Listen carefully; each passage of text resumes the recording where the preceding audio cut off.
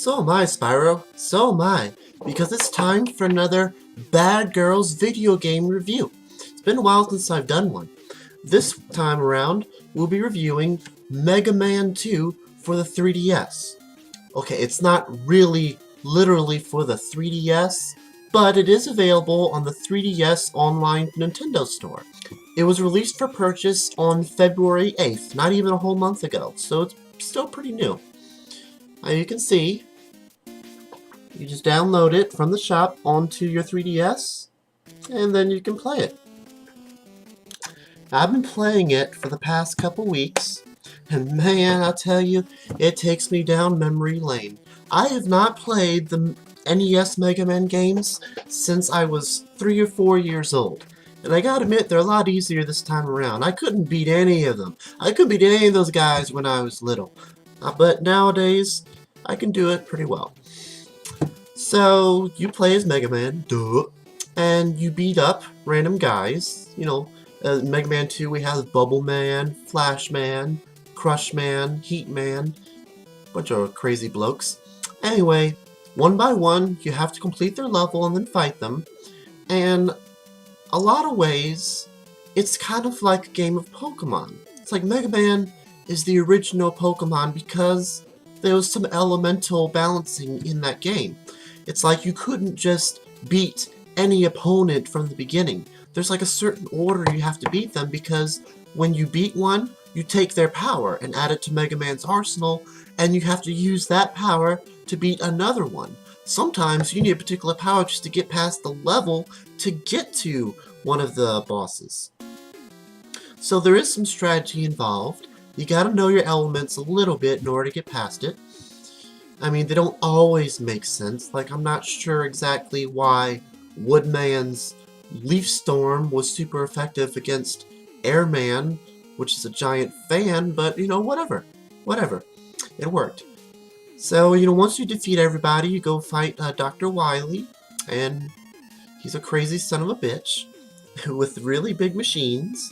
Also, which is a huge plus for the 3DS version over the original NES, you can save anytime you want.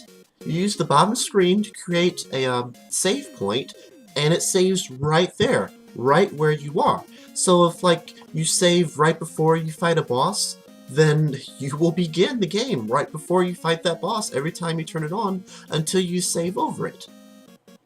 It's a lot better than, you know, having to write down passwords after you beat one boss, and even if, you know, use the password, you still gotta start a level from the beginning when you choose another one.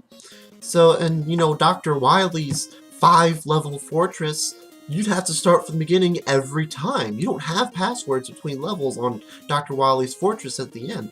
So back in the day, it really, really sucked trying to beat Mega Man 2, but now, it's not so bad. Because times have changed, and now you can save your fucking game. And Nintendo realized this, and that's good. Interestingly enough, the music you're listening to right now that's been playing all throughout this video is all music taken from Mega Man 2. Mega Man 2 probably rivals Mario in some really, really catchy 8-bit tunes. There's actually a whole playlist of Mega Man music. Just go on YouTube and type in Mega Man music, and there's just one fellow that has like a playlist of over 200 of the 8-bit and 16-bit Mega Man jingles from the NES and Super NES days. So definitely check those out if you wanna relive some childhood memories. With all that said, all in all, Mega Man 2 is a very solid old school game that's a lot of fun to play. Probably you're only going to want to play it one time through, and that'll be enough, but seeing how you can get it for $5, that's really not a problem. So Bad Girls Bitch Blog gives Mega Man 2 for the NES, re-released on the Nintendo 3DS, a 7 out of 10. Bad Girls salute. Bad to the bone. Bad to the bone. Bad.